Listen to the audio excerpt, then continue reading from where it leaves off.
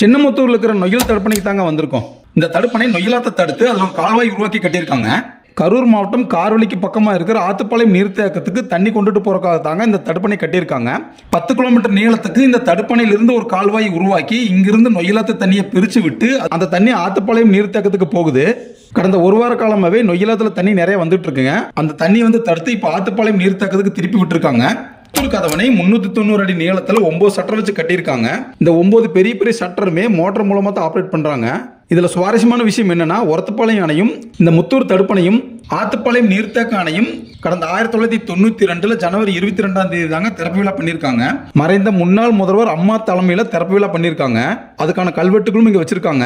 திருப்பூர் சாயப்பட்ட கழிவு மட்டும் இந்த நொய்யலாத்துல கலக்காம இருந்தா குடிக்கிறக்கும் விவசாயத்துக்கு முக்கிய ஆதாரமா இந்த நொய்யலா இருந்திருக்கும். இப்ப இந்த தடுப்பணையில 9 ஷட்டரும் க்ளோஸ் பண்ணி வச்சிருக்காங்க. தண்ணி ஃபுல்லா நிரம்பி இருக்கு. இந்த தண்ணியை ஆத்துப்பாளையம் தடுப்பணைக்கு இப்ப திருப்பி விட்டுருக்காங்க. பாக்குறதுக்கே ரொம்ப ரம்மியமாவும்